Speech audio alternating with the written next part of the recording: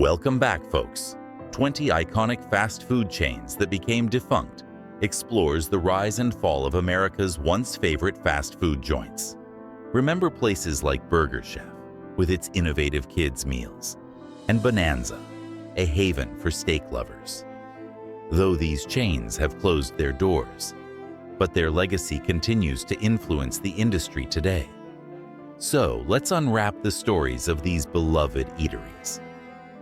Step back to 1936, to the iconic Bob's Big Boy in Glendale, California, where the double-decker hamburger made its debut. Imagine families in their finest attire, arriving in polished Cadillacs and Chevrolets, ready to enjoy a meal under the glow of neon lights. The restaurant buzzed with energy, filled with the sounds of laughter, music, and sizzling burgers. Waitresses, who remembered your favorite order, navigated through tables as the jukebox played hit tunes, contributing to the vibrant atmosphere. Central to this scene was the beloved Big Boy statue, welcoming everyone to this culinary haven. Bob's Big Boy was a cultural touchstone, creating lasting memories with every burger and milkshake. Despite the changing fast food scene leading to closures in the late 1990s, a few locations remain, preserving the nostalgia and inviting new generations to partake in its storied legacy. Let's zoom into the 1950s, when Burger Chef burst onto the scene in Indianapolis, quickly becoming a household name. It was the era of rock and roll, and Burger Chef was the place to be, introducing the concept of a kid's meal and a self-service topping bar, innovations that were ahead of their time. The aroma of grilled burgers filled the air as families gathered in the brightly lit dining area, adorned with colorful decor that mirrored the optimism of the era. Kids with eyes wide in anticipation would marvel at the magic of creating their perfect burger, piling on toppings from the self-service bar. It was a place of joy and innovation, where every meal felt like an adventure. But as the fast food market grew crowded, Burger Chef struggled to keep up, and by 1982, it was absorbed by Hardee's, leaving behind fond memories of family meals and groundbreaking fast food firsts. Step into the 1920s, where White Tower hamburgers emerged as a shining beacon for fast food aficionados.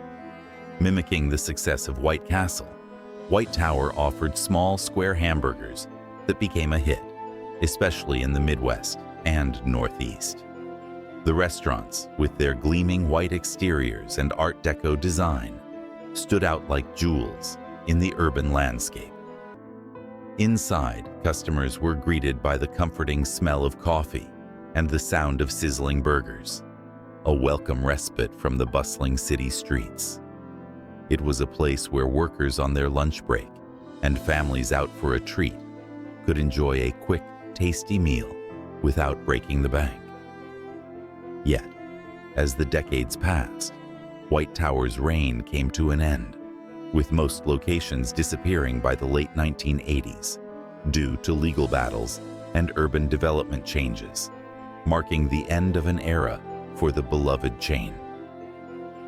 Picture the late 1960s, when Arthur Treacher's Fish and Chips brought a taste of Britain to the American shores. It was a time of exploration and culinary adventure, and Arthur Treacher's, with its delicious fried fish and chips, quickly became a beloved chain.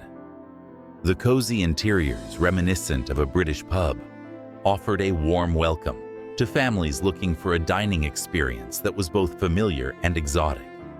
The crackle of fish frying in the batter, the tangy scent of malt vinegar, and the hearty laughter of diners created an atmosphere that was both comforting and lively. At its peak, the aroma of malt vinegar on hot, crispy fish filled hundreds of locations across the country. But as dietary trends shifted, Arthur Treacher's struggled to keep up, and by the 1990s, only a handful of locations remained, serving as nostalgic reminders of its once great empire. Remember the joy of dining at Ground Round, where the late 1960s brought a unique dining experience? It was a place where families could unwind, as kids marveled at the novelty of paying for their meals by weight, a concept that delighted and entertained. The interiors, filled with rustic charm and a friendly ambiance, invited diners to relax and enjoy. The sound of popcorn popping greeted guests at the door, setting the stage for a meal where fun was just as important as the food. Laughter echoed through the dining room, filled with families enjoying a night out, couples on casual dates, and groups of friends gathered for a good time. However, changes in the dining industry and financial troubles led to its decline, with many locations closing by the early 2000s, though a few strived to revive the cherished brand. Transport back to the 1960s, when Bonanza first opened its doors, offering families a place to enjoy affordable steak dinners in a cozy setting, reminiscent of the Wild West. Named after the popular TV show, Bonanza evoked a sense of adventure and nostalgia, drawing in crowds with its promise of hearty meals and a warm, welcoming atmosphere. The dining experience was about more than just eating. It was about spending quality time with family and friends, sharing stories over plates of sizzling steaks and golden fries. The decor, with its rustic wood and cowboy motifs, transported diners to a simpler time, making each meal an escape from the hustle and bustle of modern life. Yet, as the casual dining scene evolved, Bonanza found it difficult to compete, leading to its disappearance from the American landscape, with only a few locations remaining today, still offering a taste of those cherished memories. Dive into the 1950s, when Biff Burger started serving its unique roto-broiled burgers in Clearwater, Florida. Known for its innovative cooking method that sealed in flavors and juices, Biff Burger became a landmark for those seeking a quick, delicious meal. The drive-ins with their neon signs and car hops became social hubs where teenagers and families gathered for an evening of fun and good food. The smell of burgers cooking on the rotating spit, the sound of laughter and music mixing in the air, created an atmosphere of joy and community. It was more than just a meal. It was an experience, a place to make memories.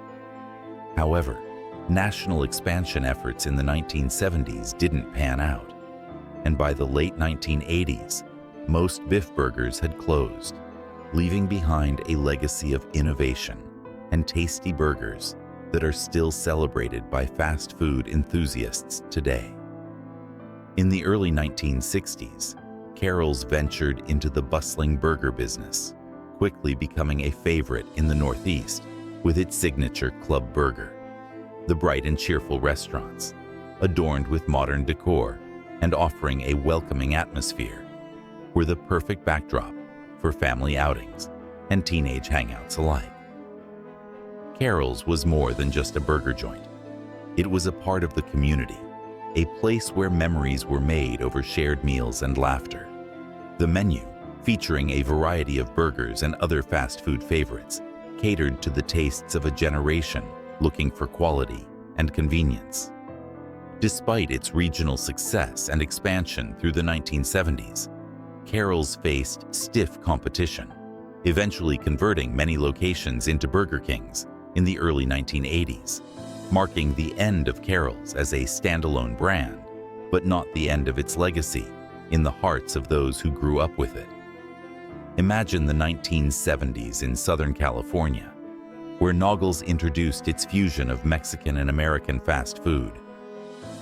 With its bold flavors and innovative offerings like the bun taco, Noggles became a hotspot for those seeking a quick, tasty meal with a twist. The restaurants, with their vibrant decor and laid-back vibe, were the perfect spots for late-night eats, attracting a loyal following of night owls and foodies. It was a place where culinary boundaries were pushed, blending cultures in a menu that was both familiar and exciting. However, after being acquired by Del Taco in 1988, most Noggles locations were converted or closed by the mid-1990s. Though recent revival efforts have sparked interest in this beloved brand's comeback, reminding us of the flavors and fun that made Noggles a cult favorite. Step into 1957, when Geno's Hamburgers was founded by Baltimore Colts Geno Marchetti. More than just a fast food chain, Geno's was a community staple in the Mid-Atlantic, famous for its Geno Giant Burger and a partnership with Kentucky Fried Chicken. The restaurants were gathering places where sports fans and families alike could enjoy a meal in a lively, welcoming atmosphere. Geno's was about more than just food. It was about community, a place where people came together to celebrate victories, share stories, and enjoy the simple pleasure of a good burger. However, after its acquisition by Marriott Corporation in 1982, many locations were converted into Roy Rogers. Though the Geno's legacy endures, inspiring a modern revival of the brand, a testament to its lasting impact on the hearts and palates of those who remember it fondly. Venture back to the 1950s, when Henry's Hamburgers emerged from Bressler's ice cream success, aiming to rival McDonald's with its focus on speed and affordability. At its zenith, Henry's became a beacon of fast, delicious meals, offering a simple menu that revolved around its signature burgers. These eateries, often modest in size, were nonetheless packed with families and workers seeking a quick bite in a friendly atmosphere. The charm of Henry's lay not just in its food, but in its ability to serve as a community gathering spot where people from all walks of life came together over their love of hamburgers. Despite its initial success, the fierce competition of the 1970s led to its decline, with most locations closing by the late 1980s, leaving behind fond memories of quick meals and the golden age of drive-ins for those who experienced its heyday. Recall the early 1950s when Sandy's Drive-In whisked diners back to the golden age of automobiles and rock and roll, with its iconic car hop service and a menu featuring classics like burgers, fries, and milkshakes. Sandy's became synonymous with the American drive-in dining experience. These establishments were more than just places to eat. They were social hubs where teenagers and families gathered against a backdrop of shiny cars and blaring music, embodying the spirit of an era. Sandy's represented a time when dining out was an event, offering a mix of convenience and nostalgia that captivated the hearts of its patrons. However, as dining habits evolved and competition increased, Sandy's began to fade from the American landscape, with most locations closing by the early 1980s. Yet the nostalgia for drive-in dining and Sandy's iconic service lives on, a sweet reminder of simpler times. In 1956, Lum's carved out its niche with hot dogs steamed in beer, a novel idea that quickly gained a following. Beyond its famous hot dogs, Lum's offered a variety of American fare in a casual sit-down setting, appealing to a broad audience. The chain's unique atmosphere, characterized by its rustic decor and warm lighting, made it a favorite dining spot where families and friends could gather for a meal that felt both homey and adventurous. Lum's was a testament to the diversity of American cuisine, blending traditional cooking methods with a welcoming environment. Despite its popularity, Lum's faced challenges from fast casual chains, leading to its decline in the 1980s. By the 1990s, most Lum's restaurants had closed their doors, yet they left behind memories of beer-steamed hot dogs and cozy family dinners that linger in the minds of those who experienced it. Imagine the late 1960s when Rack's roast beef entered the scene, offering a sophisticated twist on fast food with its roast beef sandwiches, with a focus on quality and a broader menu that included salads and baked potatoes. Rack's aimed to offer a more upscale fast food experience. The chain enjoyed popularity in the 1980s with its inviting decor and diverse menu catering to a clientele looking for something beyond the typical burger fare. Rax was a place where quick service met quality dining, a novel concept that set it apart from its competitors. However, attempts to rebrand and expand the menu in the 1990s confused customers, leading to Rax's decline. Today, a few locations remain, a testament to the brand's once widespread appeal and its role in diversifying the American fast food landscape. Step into the 1970s, when Chi-Chi's introduced a festive flair to the American dining scene with its Mexican-inspired dishes. The chain's decor, featuring bright colors and Mexican motifs, along with its catchy slogan, "A celebration of food," created an atmosphere that was both inviting and exciting. Chi-Chi's was not just a place to eat, it was a destination for celebrations, where birthdays and family gatherings were marked with chimichangas, margaritas, and an abundance of smiles. The brand's commitment to service and quality helped it to expand rapidly, becoming a beloved part of the American culinary landscape.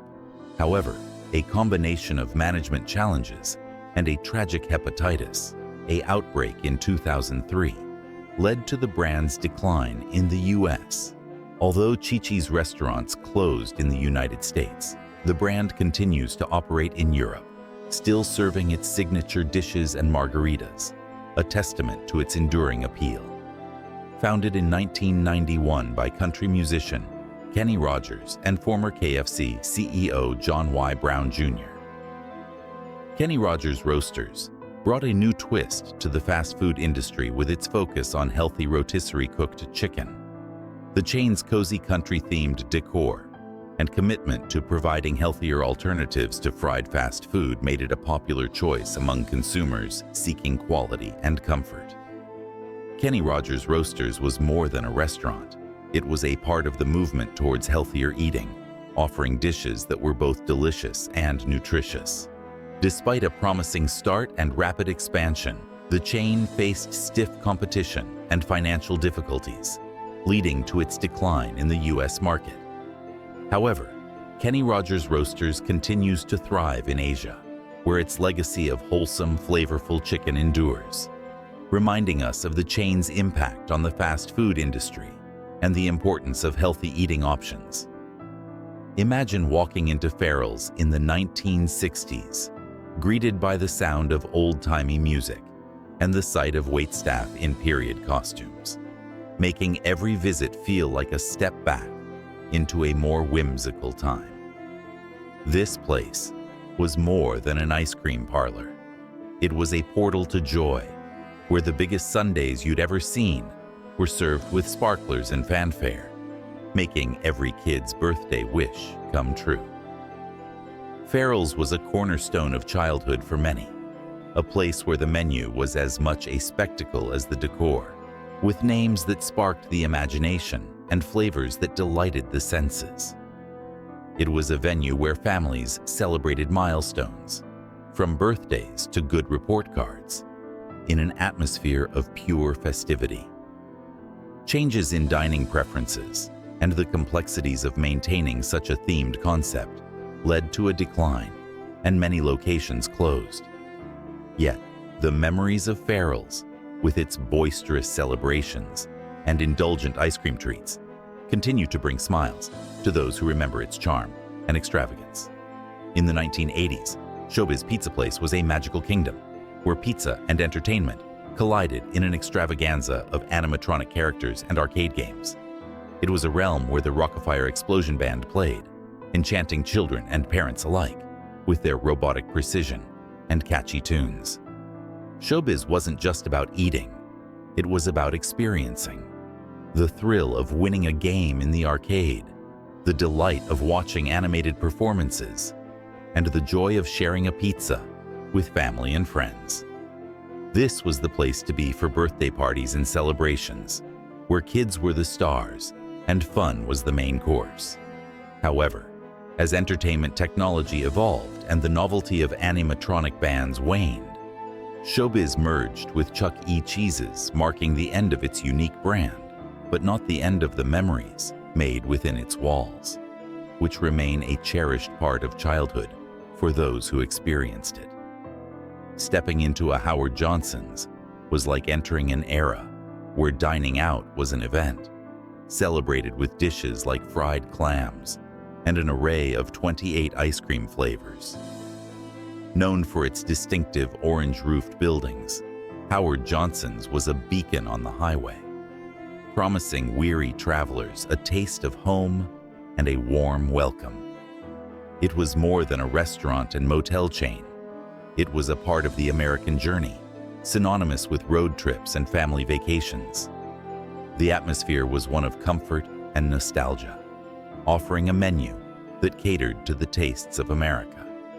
Yet, as the fast food revolution took hold and travel habits changed, Howard Johnson's faced a decline, with most locations closing by the 2000s. The legacy of Howard Johnson's, however, with its iconic architecture and role in American dining and travel history, continues to evoke fond memories for those who once stopped by its welcoming doors.